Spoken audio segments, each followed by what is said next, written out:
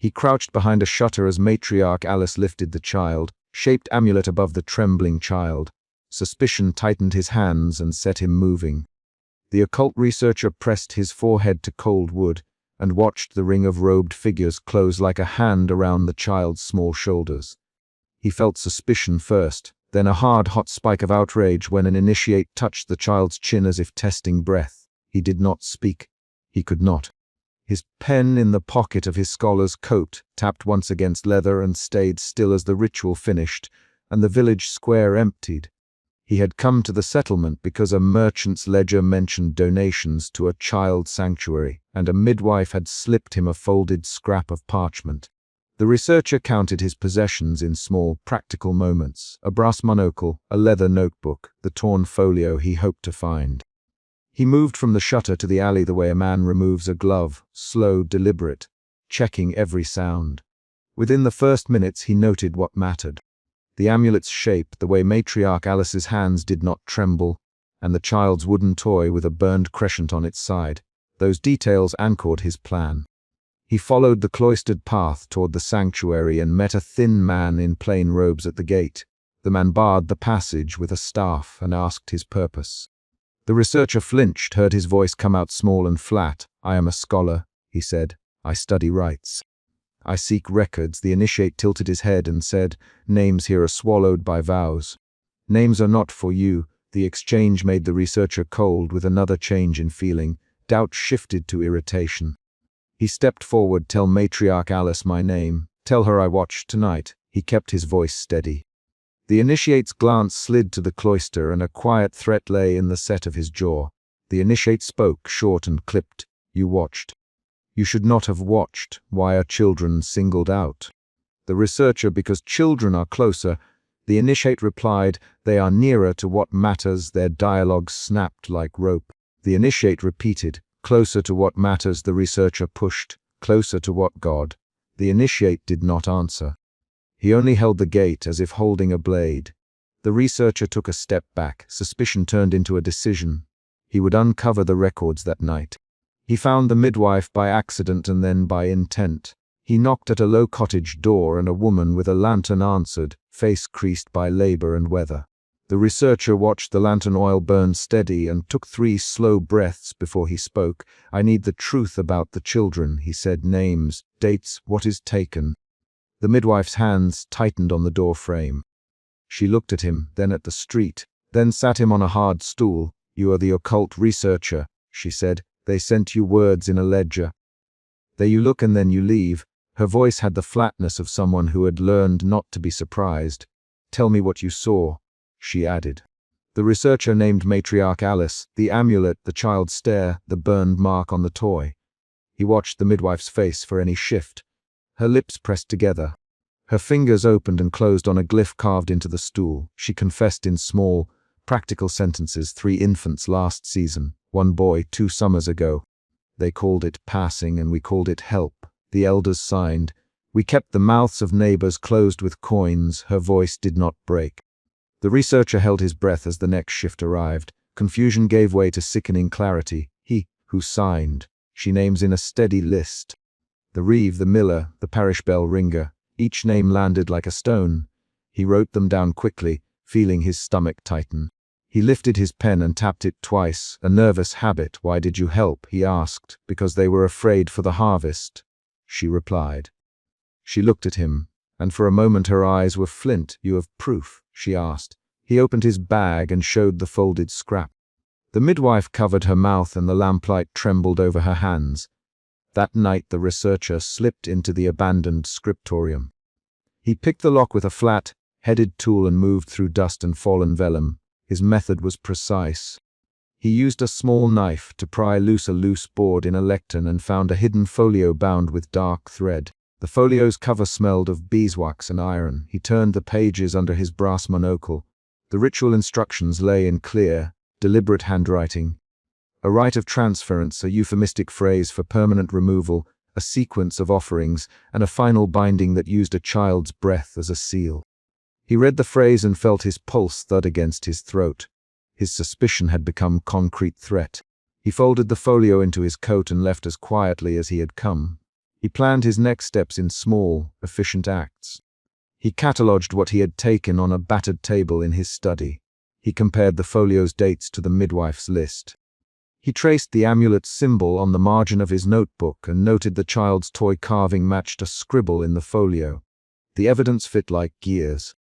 He read the ritual's final line aloud in a voice low enough that the house would not remember hearing it. "Transfer binds and seals the light to tenure," he whispered, testing the cadence. He mapped the rite to a schedule. There would be another gathering in a fortnight. He needed witnesses, and he had to move fast. He returned to the village before dawn and asked for a guarded audience. The sect allowed him into an inner chamber beneath a low roof where the child oracle sat on a small stool. The child's gaze was empty and precise, fingers moving over a carved wooden toy. The researcher watched the child's lips shape a syllable and felt the second emotion shift. His outrage thinned into a hesitant fear. Matriarch Alice entered then, her silver braids pinned high, the amulet heavy against her chest. She smiled with a tooth missing, and her voice was a whisper that filled the room. "You watch children too long, Matriarch Alice. You freeze them in your books, and then you think you understand." The researcher closed his notebook slowly. "Matriarch Alice," he said, "I have questions about your rites." "Questions make the air harsh," Alice replied. "We make the air clean." The researcher stepped forward. "Do you remove children?" he asked. Her hand moved to the child-shaped amulet, and she answered, "We transfer impurity. We return the village to balance." The researcher heard the syllables as a declaration and as a justification. "What does transfer mean?" She tilted her head and said, "It means release. It means closeness to what children carry." Her calm voice tested him. His jaw tightened and his hands curled on his notebook. He realized she believed. His outrage hardened into a sharper purpose. The researcher for permission to speak to the child alone. Alice measured him with amber eyes, and then allowed a guarded hour. The child did not look at him. When he crouched to the child's level, he noticed the burned crescent in the wood and the child's fingertip, tracing it over and over.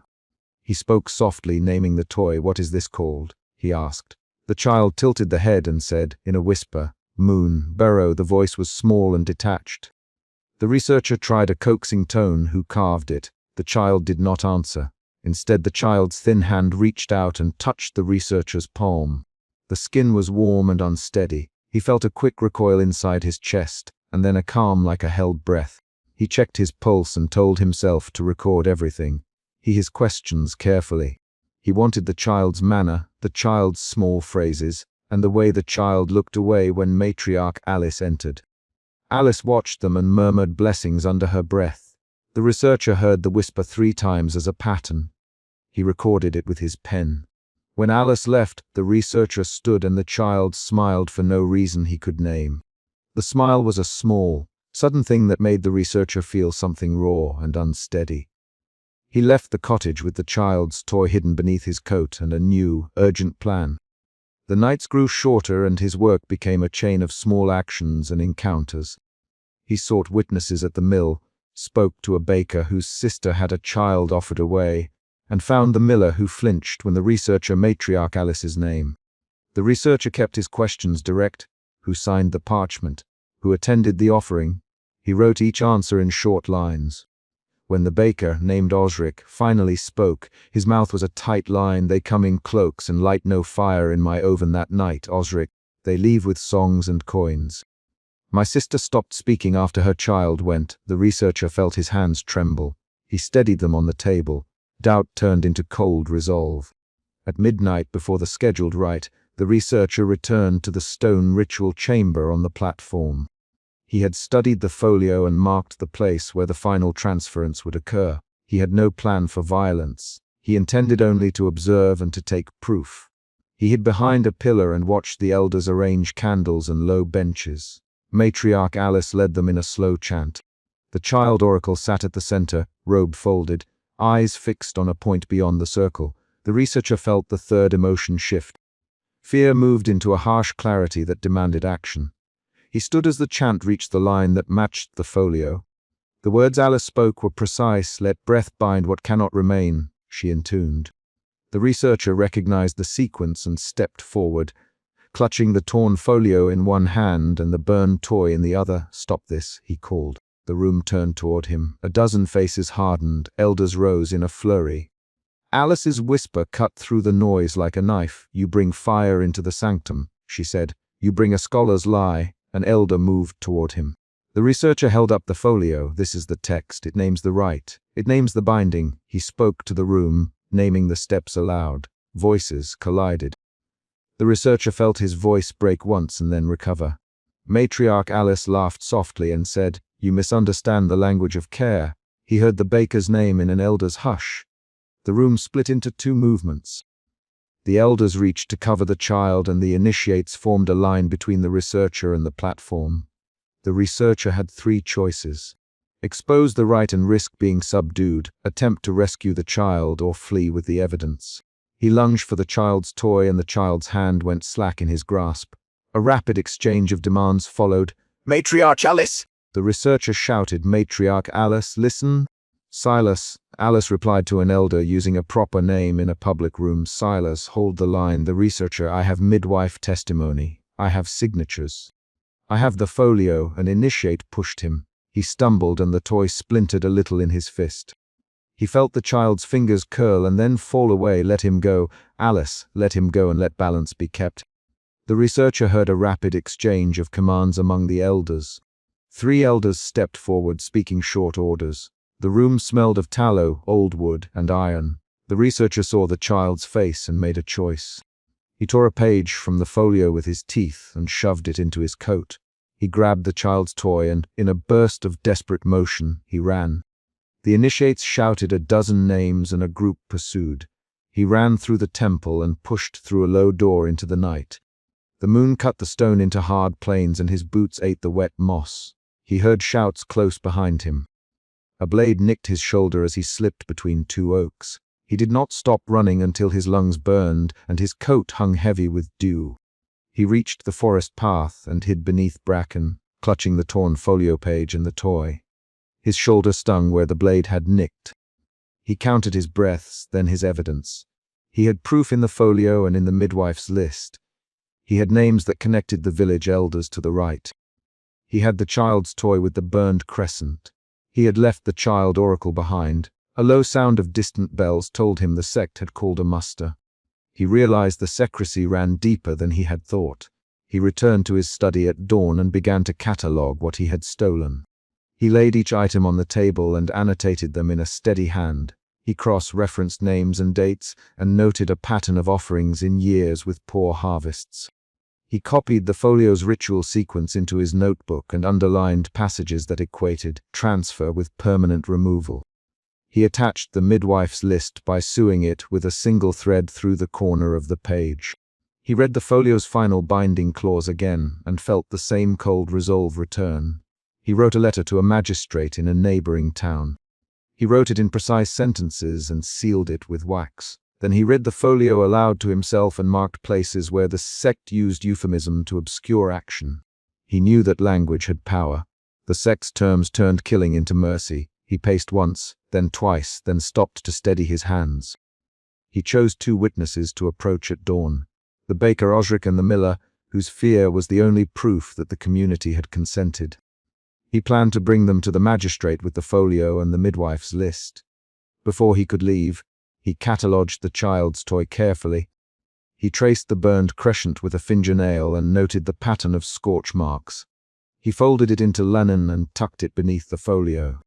He felt the weight of the child's absence as a present thing in the study. He also felt a stubborn certainty. He would not let the child's presence be erased from paper. He would name the child in the ledger and make the town remember. He walked to the door with the folio under his arm and then paused. He heard faint and precise, 3 slow footsteps on the stair outside his study. He set the folio down, tightened his fingers on the notebook, and turned toward the door.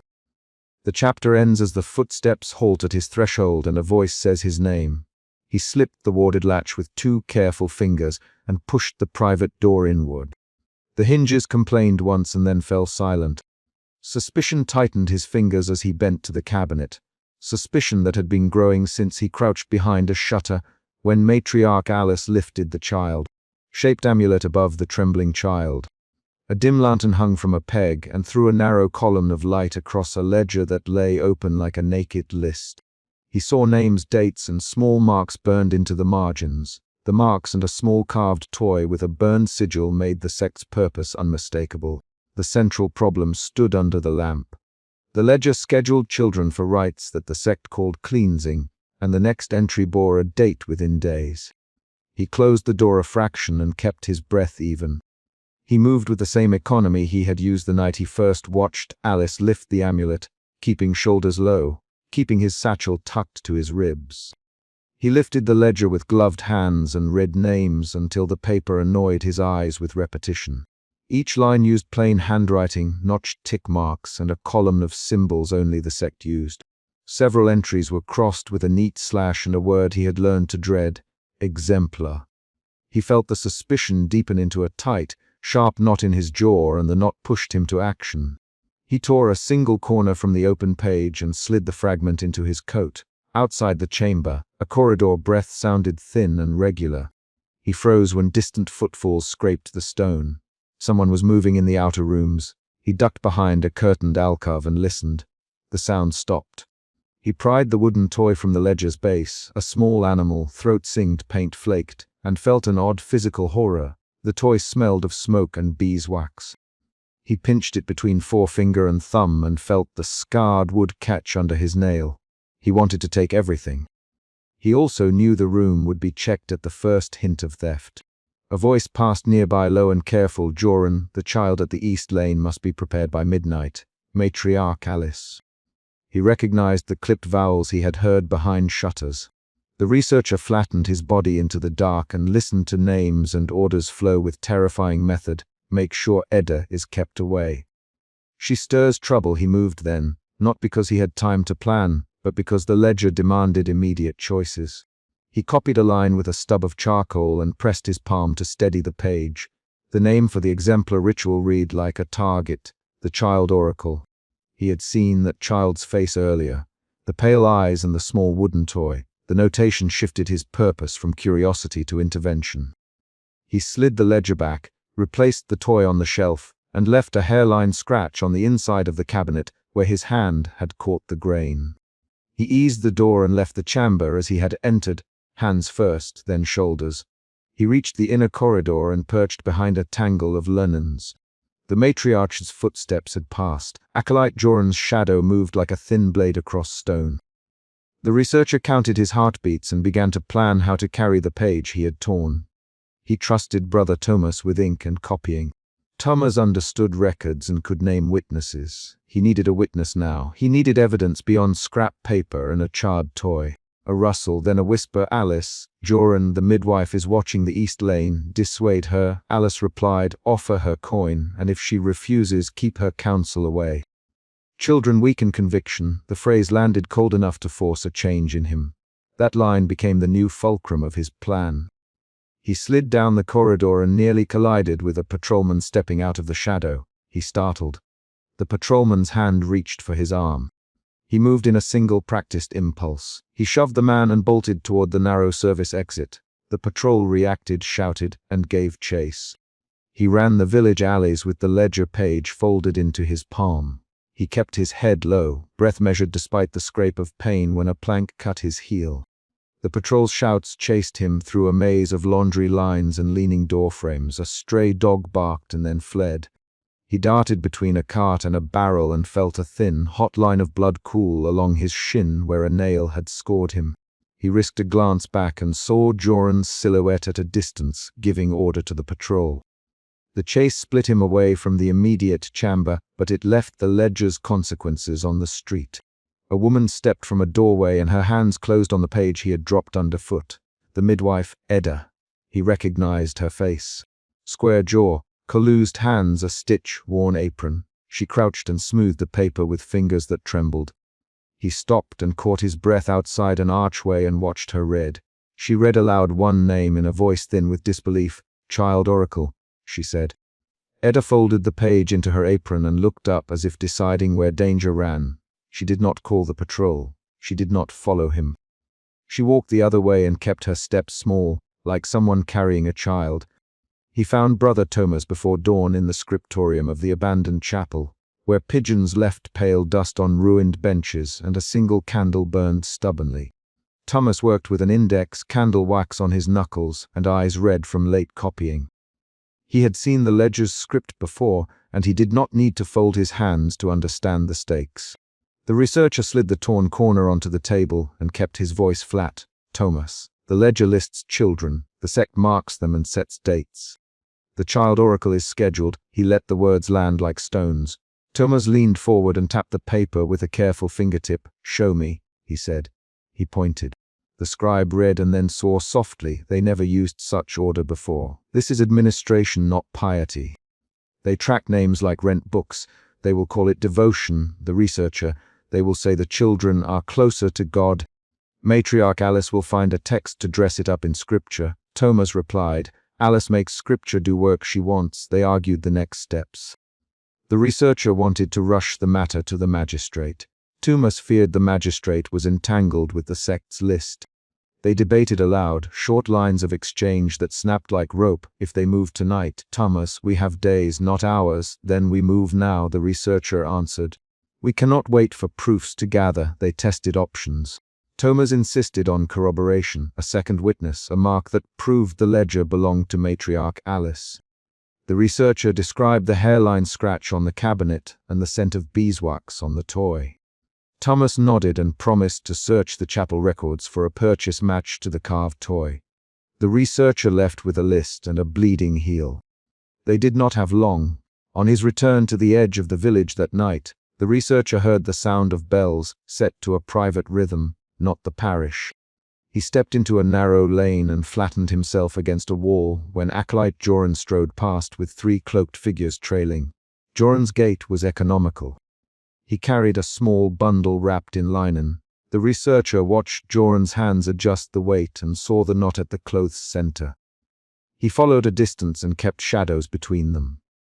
Joran entered the house on East Lane and the researcher found its back window unlatched. He slipped inside and walked on tiptoe to the courtyard. A coarse smell of boiled herbs and iron rose from below. Through a slit in the boarded shutters he saw Alice speaking in a low, thin voice while a small cot sat empty. The matriarch held the child-shaped amulet in her palm and turned it once like a talisman. Her amber eyes shone in the lantern light as she counted through fingers. He crouched and recorded the ritual's timetable in his mind. The midwife's interference, the patrol's role, the coin for silence that Alice promised Joran. He thumbed the ledger fragment under his coat and felt resolve harden in the hollow beneath his sternum. Suspicion had moved into fear, and fear pushed him toward clearer choices. He edged toward the inner door and then misstepped. A loose floorboard snapped. Voices tightened. "Who's there?" Joran snapped. The researcher ran before he thought further. He crashed into the alley and felt a boot connect with his side. He staggered and fell against a waste barrel. The booted hand dragged him upright. He heard Alice's voice, a whisper that carried on the wind like a razor. "You there? You will not take our child." Hands closed on him. He did not wait for questions. He shoved, elbowed, and ducked free. Acolytes moved in a clumsy wedge. He reached a low fence and cleared it with a single heave, the ledger's corner cutting his palm again. He ran until the sound of their steps faded and only the rasp of his breath remained. When he paused, his shirt was damp with sweat and his left forearm burned with a shallow cut. He tasted metal in his mouth and did not spit. The next morning, he met midwife Edda behind the stable where she fed the lamplight jars. Her hands smelled of milk and sourdough. She did not look surprised to see him. She handed back the folded page without speaking. Her eyes darted away when he asked what she had seen. "I saw the matriarch count names," she said. "I saw the toy with its burn. I saw Joran hand coin to a woman who would not speak. I cannot say more. They watch mothers like hawks." "Edda, did you mark the name?" he asked. She nodded. "I kept a line by the hearth. I can take a poor mother aside. I can warn quietly." He weighed options and then asked the question that pushed both into motion. "Will you come to the scriptorium tonight and sign your name on a copied page?" Edda's jaw tightened. "If I am caught, they cut my trade. If I am caught with a page, they say I steal from the church, then come after dusk. I will bring Thomas. We will copy the ledger and show it to 2 witnesses." She paused, then said, I will come. That evening they met in the scriptorium by a single stubborn candle. Thomas arranged ink and paper with careful hands. Edda sat with folded arms and kept glancing toward the shutter. They copied the ledger line by line. The researcher read names aloud to preserve tone and cadence. Edda signed with a shaky hand. Thomas signed with a precise flourish. They photographed no documents. They chose instead to hide a copy in a hollowed beam beneath the pew where a child sometimes slept. The act of copying was an action that turned fear into movement. At midnight they carried their evidence toward where the ritual chamber stood, a stone room on the village's outskirts, its door open to a yard of scrub and broken stones. Fog lay low around the fields. The researcher crept forward and pressed himself into the circle of high grass that rings the chamber. He could hear voices inside. Chant measured low and steady, the scrape of sand on tile. A lantern swung once, and a child's murmur slipped through the doorway. He saw the child oracle on a low dais, linen robe loose, small hands folded in an odd posture. The child's pale blue eyes were wide and still. Matriarch Alice moved with a terrible composure, raising the carved staff as if to pick a single note from the air.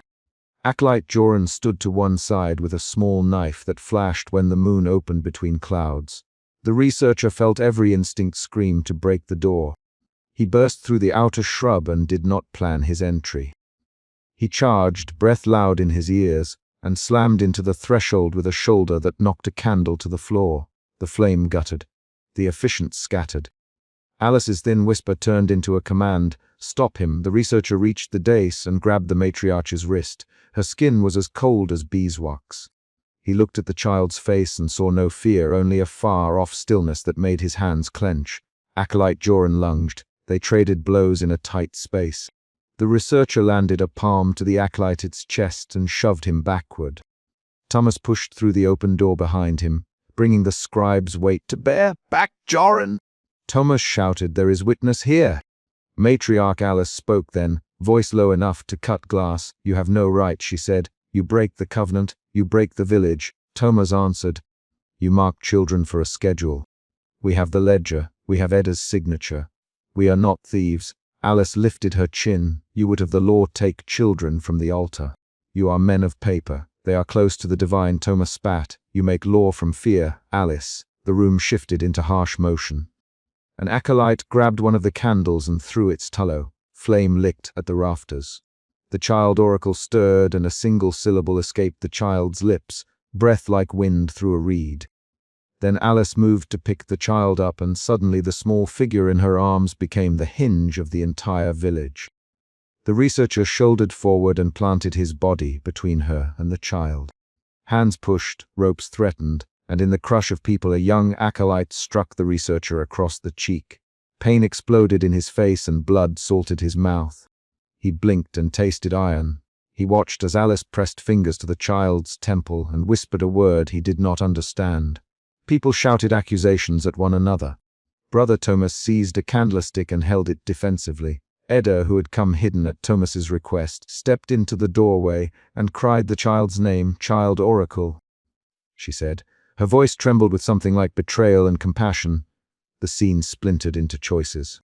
The researcher's only clear action was to hold the matriarch's wrist until she could not move it. He felt the scar tissue of paper cuts along his palm and smelled the melted wax. He could hear footsteps outside as alarms ran through the village. The matriarch's circle tightened into a wall of silence and then fractured as several acolytes surged forward to rescue their leader. In the pushing, Alice used the moment to press the child into a hidden passage beneath the dais, and then she slipped through the crowd with a small group, vanishing into the night with a rawness in her step. The researcher reached the dais and found only a small scratch on the wood where a toy had rested. The child's linen lay folded like a pale future. He slammed his palm onto the dais and swore aloud in a word that tasted like ruin. He felt the room tilt into resigned fury. Thomas knelt and picked up the child's small carved toy from beneath the dais edge, wiped soot from its flank, and held it up. Look, Thomas. The sigil burns the same as the page. This proves the ledger is theirs. Voices argued, some calling for pursuit, others for restraint. The researcher wanted to chase, and he also wanted to gather allies with proof. He felt his chest constrict and resolve move through him like hot iron. He had to choose. He thought of Edda's face, of mothers who would lose their children if he ran blindly. He thought of Alice's amber eyes and the calm she wore like armor. He chose evidence. He let the matriarch escape. For one breath he imagined different choices. Then he set his jaw and turned to Thomas. "We burn what we cannot carry," he said. "Take what copies we can hide. We'll use witnesses and the hidden page. We will make them answer in daylight." They left the ritual chamber with the emptiness of a pulled thread echoing behind them. Acolytes scattered. Some fled into the fields. Others ran toward the center of the village to rouse supporters. The researcher followed footprints in the damp soil until they lost the scent of boots and turned toward the roofline of the safe house where, at dawn, he sat with a small pile of ledger pages. On the rooftop the wind had a salt and grass tang. He laid the pages on a flat stone and fed one into the candle flame. The paper curled and blackened at the edge and the letters curled into anonymous ash. He fed another and then another, the sound small and crisp, like breaking reed. He folded a single remaining page into his coat and wrote, in his ledger's careful hand, the child oracle's name on a single scrap. He lit it, and then, with fingers shaking just enough to be human, he eased the paper into the mouth of the candle and watched the letters go dark. Thomas watched without speaking, hands clasped as if against a chill. "We have a name saved. Thomas, we hide proof where mothers can find it. Edda will know the place." Edda stood a little apart and stared at the smoking pages. "They will not stop looking for the child," she said. "They will come after any who remember." He folded his hands over the last warm ash and felt resolve harden into a plan. He would gather the signatures, speak to those who owed matriarch Alice favors, and lay out evidence in daylight when people could see the ledger's pattern. He would not be the man who chased and lost more children. He had chosen to save proof rather than pursue immediate revenge, and that choice would force him into slow, dangerous work.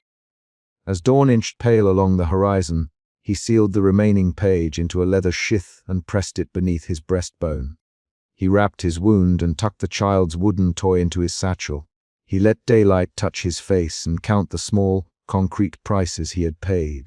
A cut on his heel, a smear of wax on his sleeve, a worn page burned to ash. He felt anger coil and then steady into will. The researcher's suspicion had become fear and now transformed into deliberate resolve. He would build a case that no magistrate could ignore. They made a plan that kept outside the patrol routes.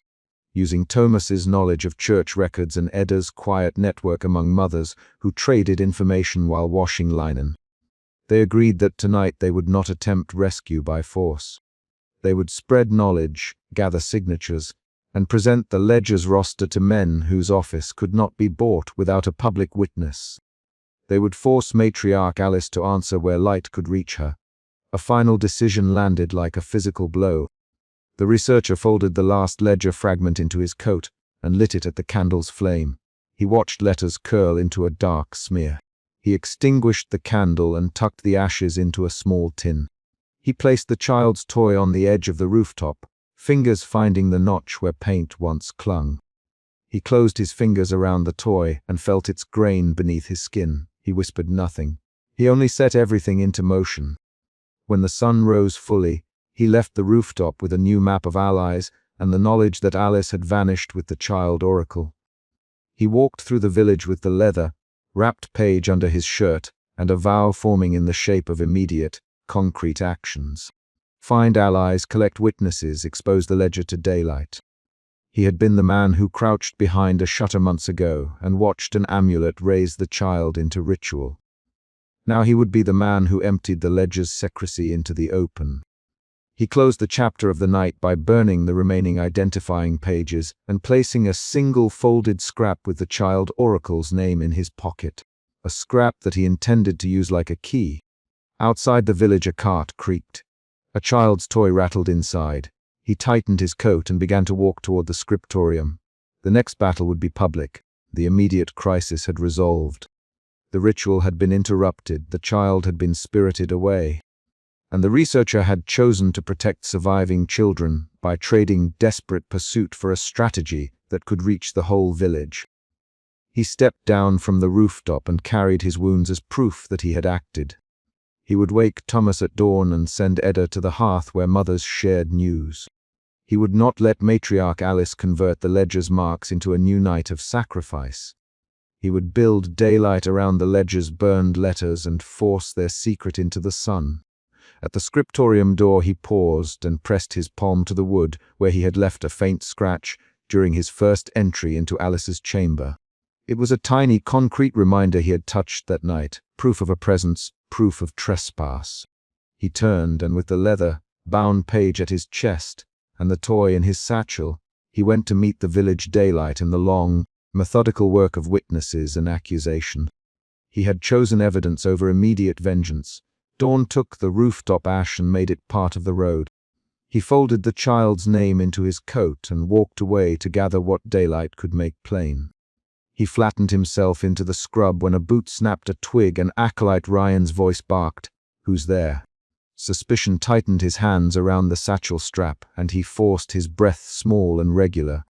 The procession climbed the ridge with the child oracle between two men. Matriarch Alice walked last, her braided hair loose under the ceremonial hood. The opening action was a confrontation. The researcher prepared to crawl closer, and the circle had already begun to close.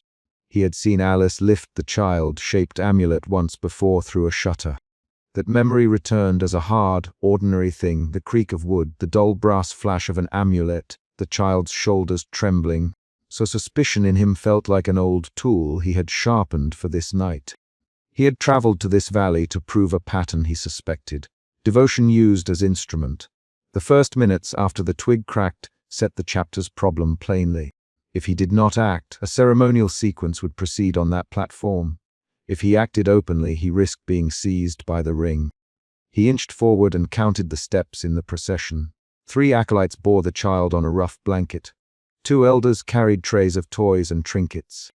Matriarch Alice moved like a fulcrum, drawing the group's focus. He noted the child's vacant stare, the weak drowsiness around the mouth.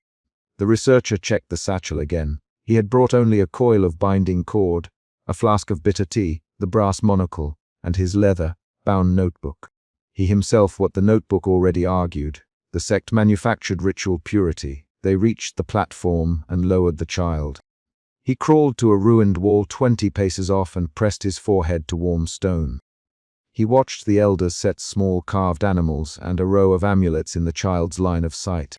A collar of candles was lit, each flame steady against the wind. He wrote the arrangement into the margins of his notebook with rapid ticks. Toys positioned east to west. Amulets aligned to the child's left wrist. A faint scorch on the toy placed nearest the child's right hand. Acolyte Ryan's boot tapped the broken stones near him. The acolyte turned and peered at the scrub. The researcher did not move fast enough to escape the gaze. Ryan stepped into the weeds and said, "Show yourself." The researcher had practiced a bluff. He would stand cuff and claim to be a lost traveler. He did the cough and a low, throaty sound escaped. Ryan's eyes narrowed. The researcher rose, palms open and empty. "Who are you?" Ryan demanded. He advanced 3 paces, hand at his belt. The researcher forced a calm he did not feel and answered, "A traveler caught by the night." "I meant no wrong." His voice sounded smaller than he intended. Ryan reached out and gripped his shoulder with fingers that smelled of smoke and sweat. Ryan's fingers tightened. "You lie," he said. "You watched too long from the hedgerow." The researcher tried a different tack. "I watched because I feared for the child," he said. "I can carry word to the midwife." "Let me help." Ryan's mouth thinned. Matriarch Alice turned her head like a slow clock and fixed them with an amber look. Alice stepped forward and placed one skeletal hand on Ryan's forearm. "Leave the man. The child is sheltered here." Her voice cut the night. The acolyte obeyed with a muttered curse. The researcher felt both relief and irritation. The immediate danger had eased, but a new pressure settled in his chest. Suspicion had become moral urgency. He could not allow the right to proceed. He tried to edge closer, to reach the child's side, and the ring tightened again. An elder placed a small wooden toy within the child's reach, and Alice murmured something toward the child's temple. The researcher heard no clear words. He felt the cadence in the elder's breathing. The child's hand twitched around the toy. The researcher saw a faint smear near the child's wrist where a thin cloth might have been wiped away. He crouched lower to see better and noticed the toy's underside was singed, a black crescent scorched into the wood. He touched the stone with a knuckle and tasted the metallic rim of his fear. That taste spurred him into motion. He lurched from his cover and moved into the circle's shadow. Ryan reacted fast and shoved him so that he stumbled toward the altar. Hands seized his arms. Someone hissed. The researcher did not expect to be dragged into the open. He had planned to be invisible. Now the circle saw him roar. Several voices rose at once. A spy, Acolyte Ryan, a spy at the child's side. Matriarch Alice's whisper shut the outcry. She walked toward him with a measured pace and lifted the child, shaped amulet high so the moon caught the dull brass. He saw only what the gods meant him to see, she said. Let him stand in the ring and bear witness. Her tone left no room for argument. The researcher felt anger flare. He had not come to stand and watch ritualized harm, tried to wrench free. Hands tightened. The child oracle blinked slowly and traced the carved animal with a fingertip. The researcher leaned down close enough to see the thin stain near the child's wrist again. He whispered, "They drugged her." Matriarch Alice's smile did not reach her eyes. "Alice, Ryan, search his pack. If he came to steal, we will know. If he came to spy, we will know the answer in due time." Ryan dragged the satchel open and scattered the contents on the stone. The brass monocle flashed. The elders murmured and shifted. The researcher watched the child's breathing and the way other hands hovered near her neck like birds waiting to alight. Moral urgency hardened into action. He resolved to make a move that would force choice.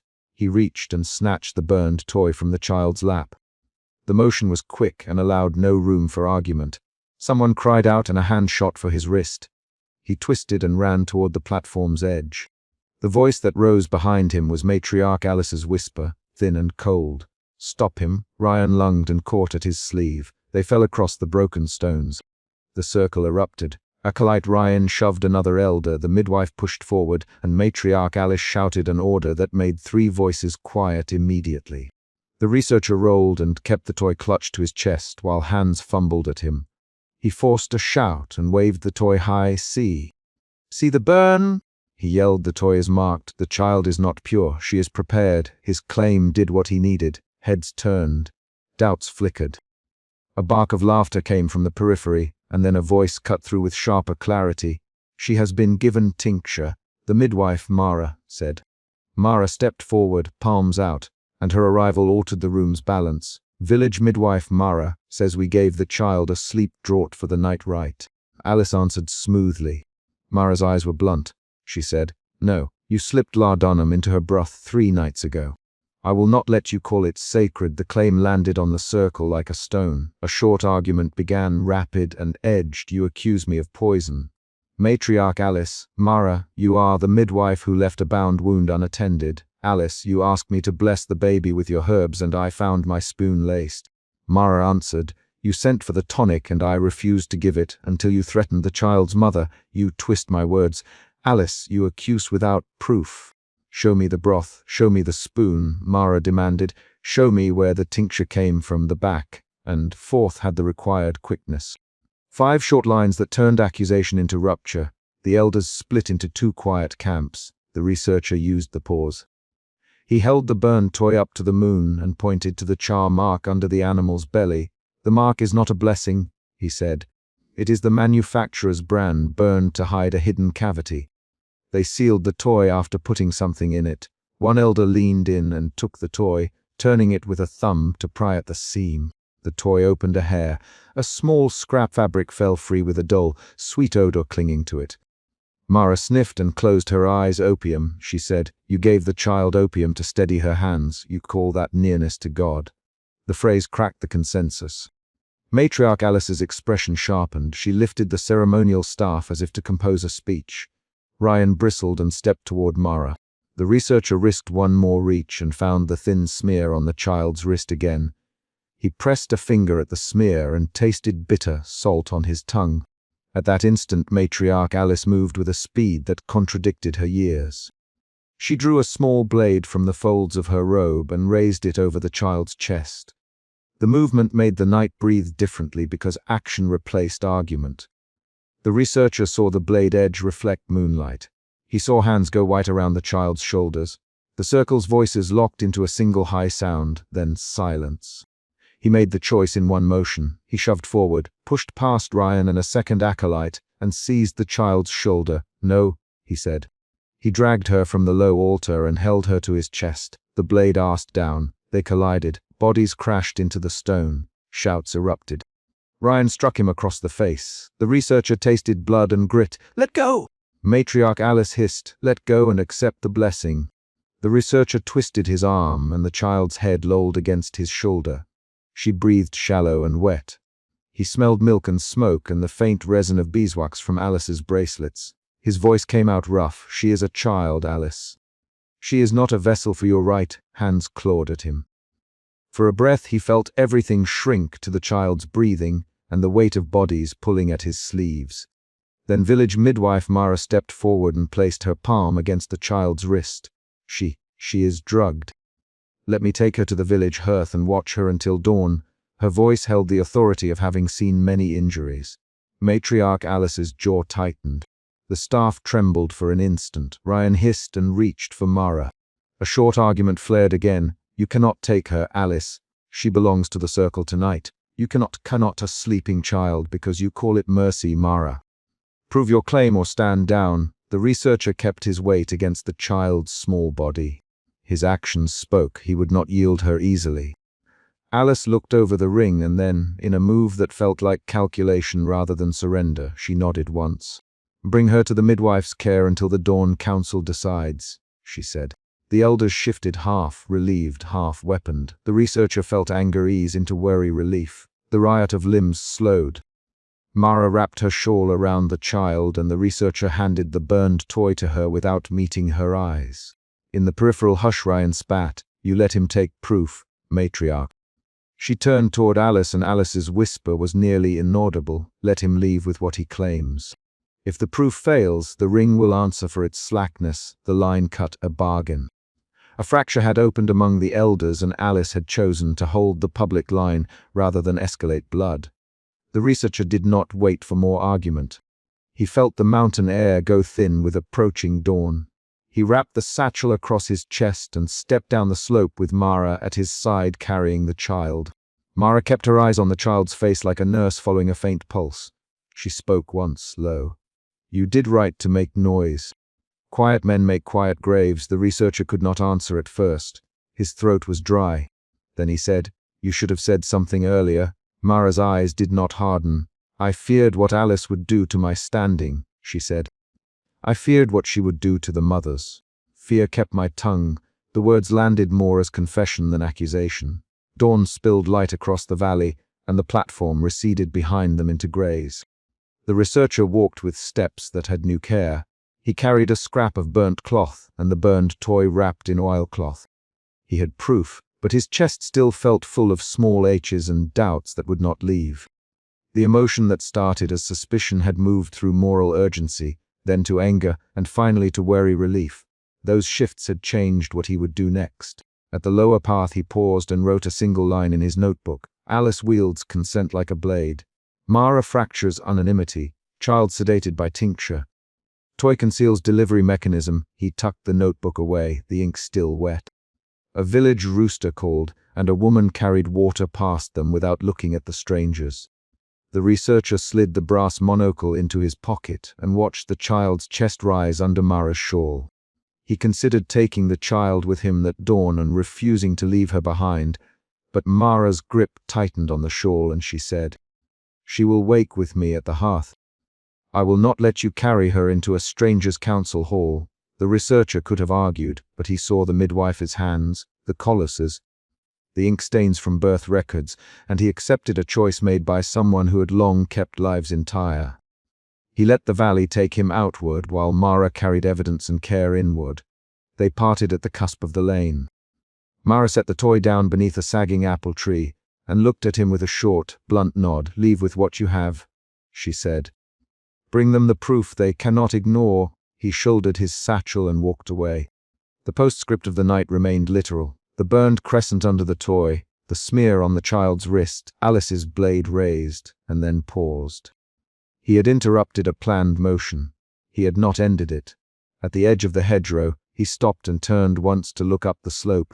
Matriarch Alice stood on the stone, shoulders squared, and spoke to the elders in a voice that carried. The researcher could not hear her words across the distance, but he read the motion. She was both consolidating authority and calculating the loss. The circle had been fractured. The loss of anonymity would follow them. He walked into the village with the dawn at his back and the burned toy bundled at his sternum. The chapter closed on a concrete image. Him slipping through a low gate while a woman at a well glanced up and then down, and the child's small wooden animal pressed against his ribs like evidence of both salvation and cost. He shoved past two robed figures and lunged for the child as Matriarch Alice lifted the carved amulet over the small head. Suspicion had driven him across that ridge. Suspicion now drove his hands to the amulet's chain. The ring of acolytes tightened like a hand. Acolyte Ryan reached for him and cursed. "Seize him!" The child froze under the amulet's glow and the square filled with a single, keening silence. He had not come as an impartial visitor that evening. The occult researcher had arrived with a satchel full of copied pages, a brass monocle looped at his throat, and the memory of crouching behind a shutter when Matriarch Alice first lifted the child-shaped charm. That earlier sight had set his jaw. It had set the precise work he did. Now his coat bunched under the hands that grabbed his arms. He kept his other hand on his notebook to feel that it was still there. "Let him go," he said, voice low and steady. "You are a thief of rights." Matriarch Alice replied, her voice thin and close to a whisper, held to cut. "Ryan, bind him." Her fingers did not shake as she spoke. Her eyes found the child oracle and held there. Ryan's grip tightened. The researcher felt the stubble of his wrists scrape leather. Suspicion shifted to anger as Ryan's arm bent and the satchel threatened to be torn free. He struck at Ryan's forearm once to break the hold. The acolyte answered with a blow that stung along the jaw. Villagers stood behind the ring, some with lamps, some with bare hands. One woman, her apron smeared with ash, shouted to Matriarch Alice, "They would be safe." Another man shoved forward, and the priest of the square stepped between them, fingers splayed. The central problem announced itself without ceremony. The community must choose whether the child remained inviolable or whether the researcher would expose what the amulet concealed. He felt the first true shift in the room's mood. Suspicion had become accusation. Accusation edged into a public demand. The decision would be made in the next breaths. Matriarch Alice did not raise her voice. She let the silence gather like a thing she could carry. "You have stolen our rights before," she said, looking directly at him. "You have come to drag our mercy into the light." Her words landed not as argument but as judgment. Her left hand touched the child-shaped amulet and did not move. "Alice." Ryan, breath loud between his teeth. He tore the seals from the ledger 2 nights past. The researcher heard the accusation and a cold clarity sharpened in him. The stitched list in the amulet might be the ledger's twin. He had to see it. They clasped his hands in bonds of rope. The knots were quick and expert. Fingers that tied much found hold in the dusk. While an acolyte forced him to his knees at the edge of the ring, he watched the underside of the altar platform. A carved sigil caught the lamplight, a small wheel with 12 spines and a second, broken line of incised script. His pen tapped twice in his pocket while he forced his breathing steady.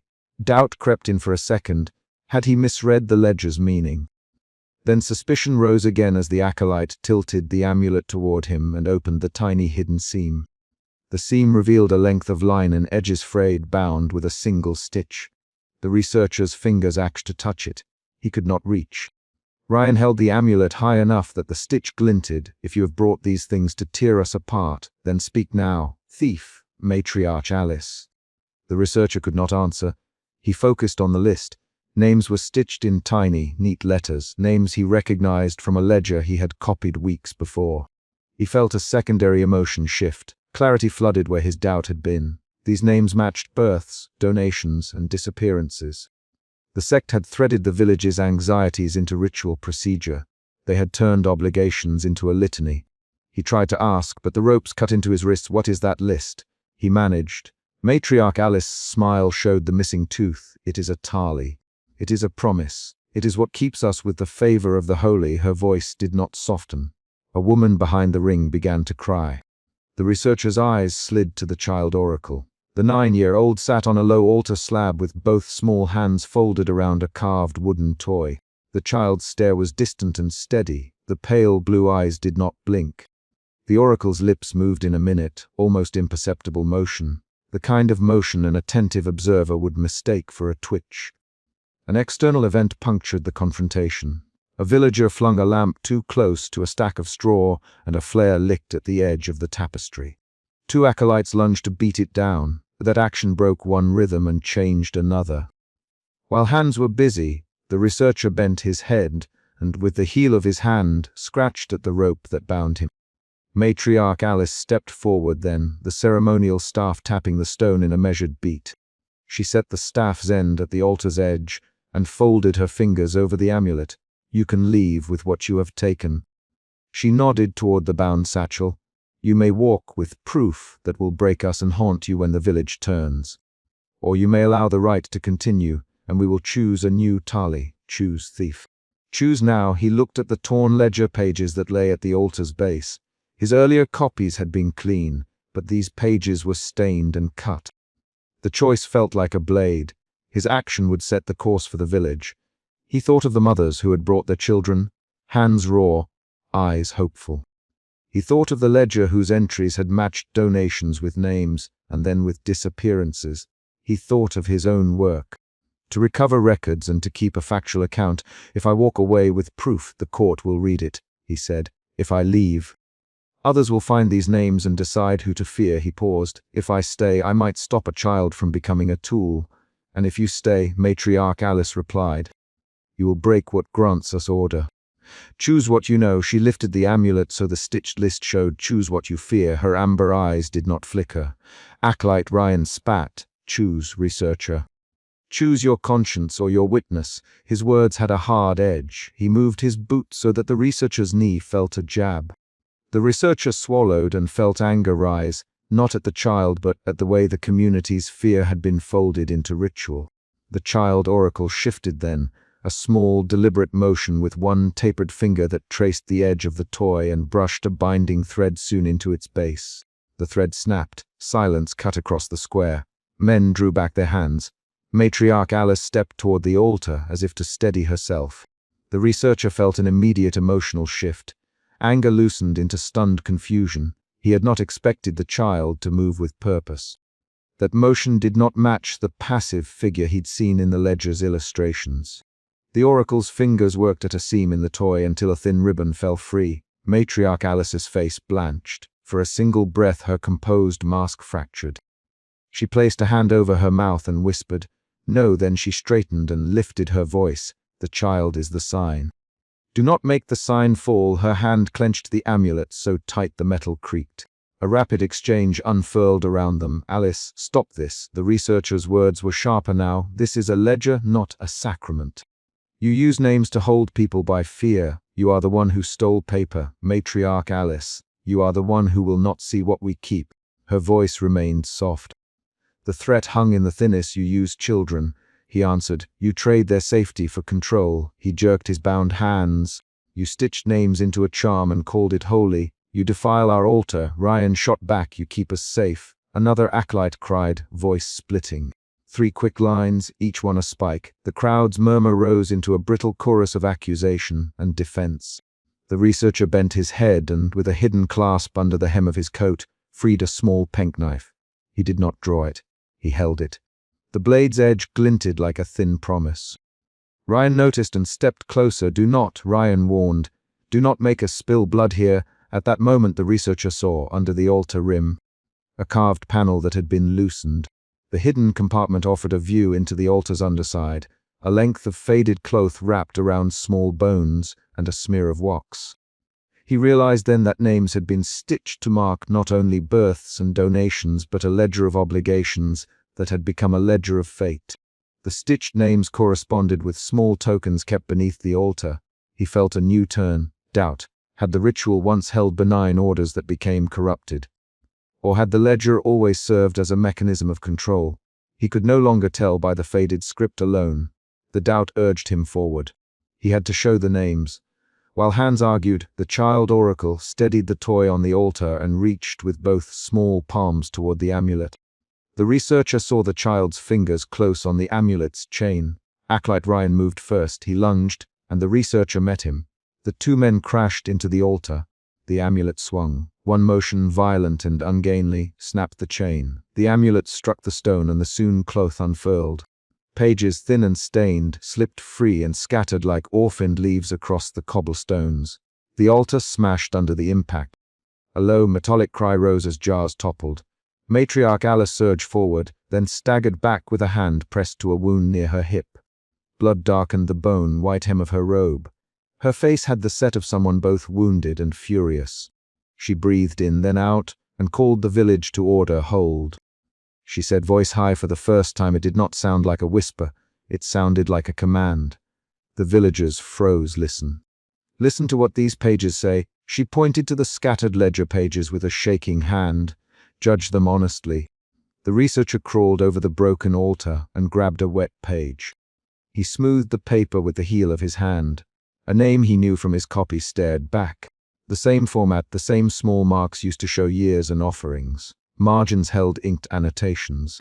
There were instructions, times of offerings, the exact coin to be given, and a line in a different hand that read, "Reserved for consecration when the bell tolls thrice over harvest moon." The researcher read the line aloud. They scheduled consecrations tied to harvest and to names, he said. This is not mercy. It's a ledger of bargaining. Matriarch Alice laughed then, a thin, high sound that slid over the stones. You cannot make law out of a page stripped of its spirit. She said, we have lived by this. We have kept the children safe through ritual.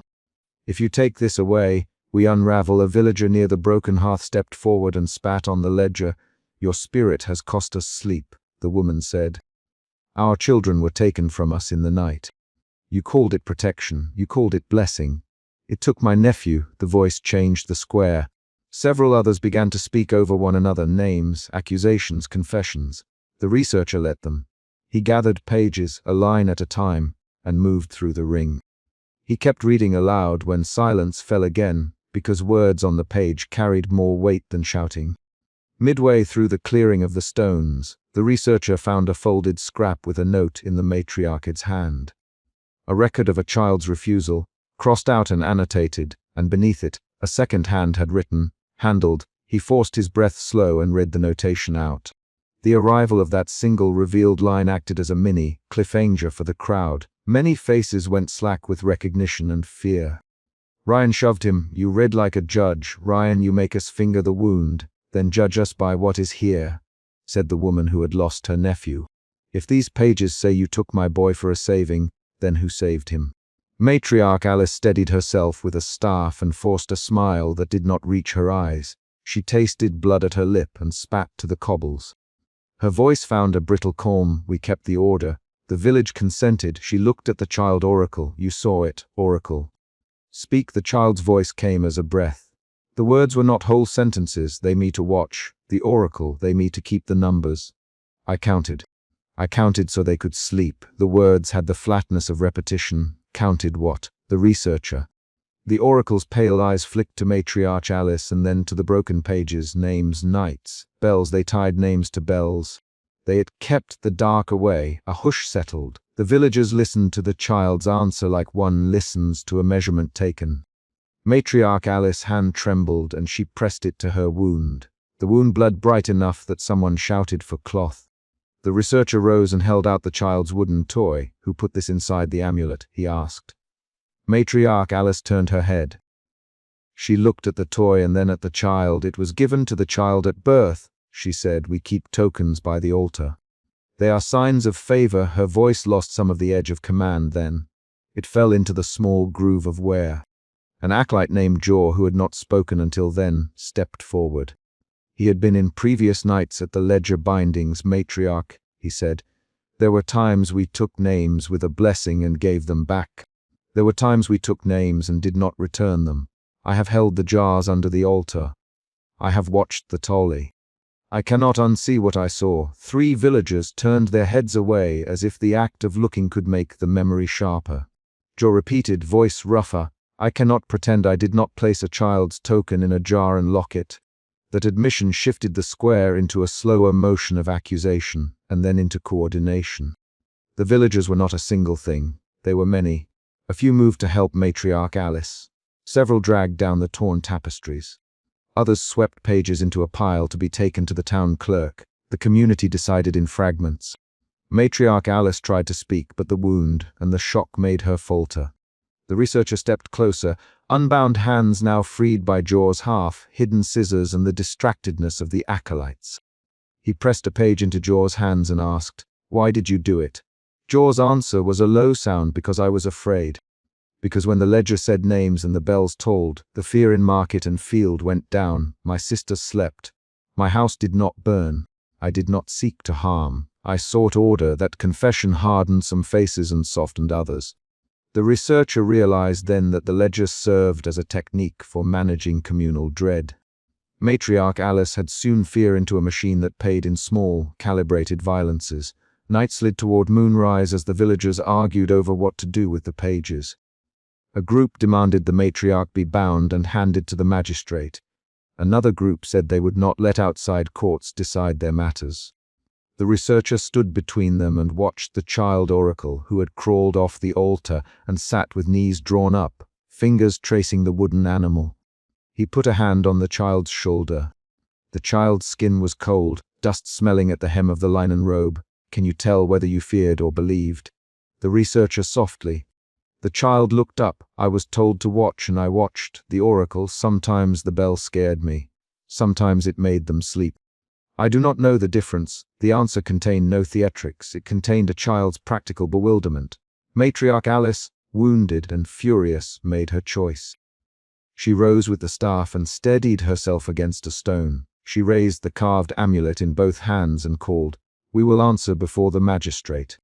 We will show what we did. We will prove the need. If the pages are true, let them be judged.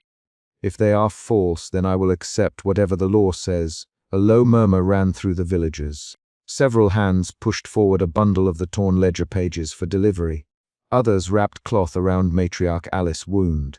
A handful of acolytes stayed close to her, eyes narrowed, hands ready. The researcher gathered what he could. Loose pages, the child's wooden toy, and a wet scrap that smelled of candle wax. He set them into his satchel with deliberate care. His pen scratched notes into the margin of a dry page. He did not look up when someone shoved a cup of bread and water toward him. Before they left the square, Matriarch Alice pulled the researcher close with one hand on his sleeve. She forced herself to meet his steel, grey eyes. "You will write what you saw," she said. "You will not burn us for want of a line." Her voice had no softness. She sounded like someone who had decided the shape of her defense. "I will write what I saw," he answered. Outside the ring, the magistrate's men were not yet summoned. The village could not reach a consensus on handing her over. The researcher watched as neighbors argued, as the injured were tended, as some women clasped one another's hands and wept. The community did not resolve into an easy moral. It fractured into choices, each citizen deciding whether the ledger had been protective or punitive. Dawn found the square strewn with broken pottery, ribbons of tape, and scattered ink. The child oracle sat on a low step, the wooden toy balanced on small knees. Matriarch Alice had refused to be carried and instead walked with slow, steady steps, staff held like a mark of office, though blood had stained the hem of her robes. The researcher filled the remaining space in his satchel with the torn ledger fragments, pressed the wooden toy into a corner, and closed the flap. He wrote a short line in his notebook. "Ledger binds fear to favor, amulet binds names to ritual. Child retains agency beyond both." He tapped his pen to the page and, for the first time that night, allowed himself to be uncertain about the next action. The villagers wrapped the ledger pages in a cloth and carried them toward the meeting house. Others insisted they be sent to the magistrate in the nearest town. Matriarch Alice consented reluctantly. Ryan helped steady her when the land sloped and her steps faltered. Jaw walked with his head bowed. The researcher knelt by the child and straightened the toy. The oracle looked at him, thumb finding a worn notch in the wood. "Are you leaving?" The child asked. "I have to take these pages to the historian in the town," he said. "I have to make sure they are read plainly." He did not promise protection. The child nodded as if that was a fact to be stored, not a comfort. The researcher placed the toy inside his satchel, between the ledger and his notebook. He felt the wood press against his ribs like a small talisman of responsibility. He stepped away from the square with the weight of paper in his satchel and the sound of villagers arranging a new order behind him. As he moved down the lane, the pale light of dawn caught the film grain on his scholar's coat, the brass monocle at his throat, and the thin scar above his eyebrow. He did not look back until a hand touched his shoulder. It was Jaw. He held out a folded scrap of paper. "Take this, if you will, Jaw. It is a list of those we chose to give. Write it down." Let it be known, the researcher accepted the scrap. He placed it beside the toy. Jaw met his eyes and, for the first time, did not avert his gaze. "I will tell the magistrate what I did, Jaw. I will tell them how fear counted knights and names. I will tell them I bound the jars." Jaw's action resolved a pivot in the village's choice. It was not wholesale justice, but it was confession turned toward account. The researcher felt a new motion in himself resolve. He would make an archive of these events. He would not let the ledger vanish into rumor. He folded the torn pages into his satchel, closed the flap, and began to walk. The child oracle called after him once, in a voice that was more shy than certain, "Will you come back? If they ask for the pages to be read, I will return to hear them spoken aloud," he answered. He walked until the lane opened to fields and the village lay behind him like a bowl. Dawn showed the moon receding. He kept his eyes on the path and did not try to fix a final judgment. The ledger's fragments would be read, arguments would be held, Matriarch Alice would stand before a court or be defended by neighbors. The child's fate would be watched. At the road's edge, he touched the wooden toy through the leather of his satchel and felt the grain. He pressed his thumb to the crescent-shaped birthmark recalled in the child's face. He closed his fingers around the satchel strap to steady himself. He recorded the night's events in his notebook that afternoon. Names, times, Matriarch Alice words, Jaw's confession, the child's motion that snapped the binding thread. He numbered the ledger pages he kept as evidence. He wrote the line he would not alter. The village had turned fear into procedure, and procedure had become a cost. When he finally left the town square behind, he did not have answers to every question. He had, however, pages that would force answers. He had a toy that would refuse to let the child become a symbol. He had men and women who would either defend the matriarch or hand her to the law. And he had witnesses, Jaw, the woman with the apron, the child oracle, whose voices would be difficult to ignore.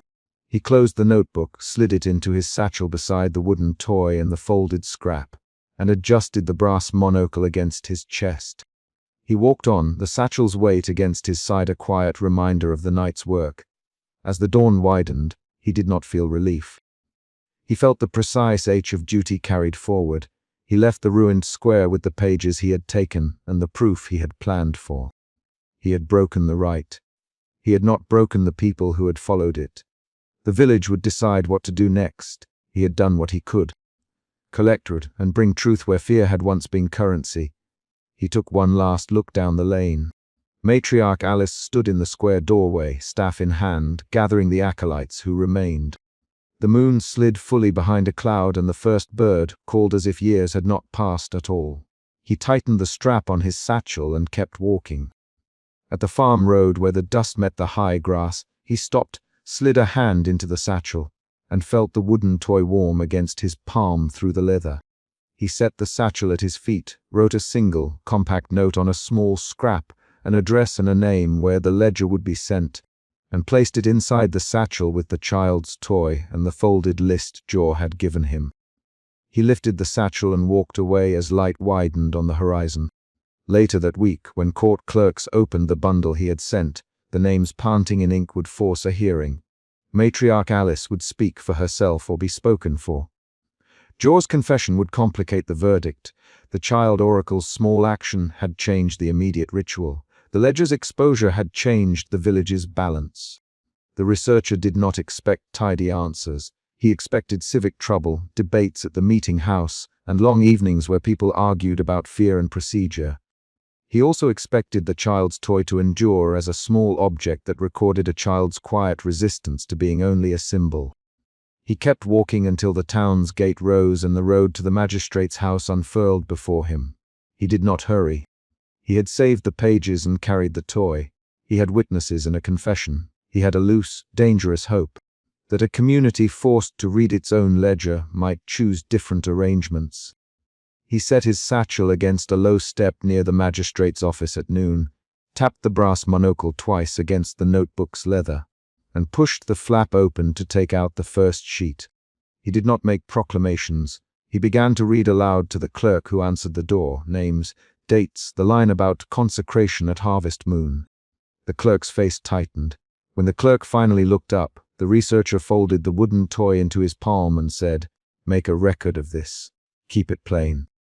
Do not let ritual language hide what these pages show." The clerk nodded.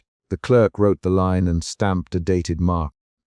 He left the magistrate's office with a receipt for the bundle and the knowledge that the ledger would be entered into official records. Whether justice followed and what form it took would be shaped by men and women who would have to decide whether fear could be regulated without cost. He walked back toward the lane, satchel heavier for the added pages, and kept his eyes on the path ahead. He had come to stop a rite, and he had broken an altar. He had also set names into an archive that might, at last, force a village to reckon. He closed his notebook and, without ceremony, tucked the child's wooden toy into his inner pocket.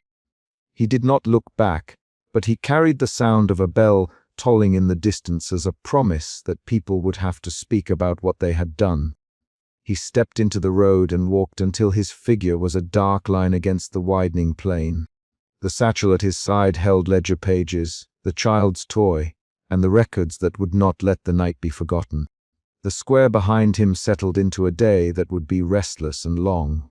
The choices the village would make remained concrete and contested. He had given them an account. He would wait for their hearing. He kept walking.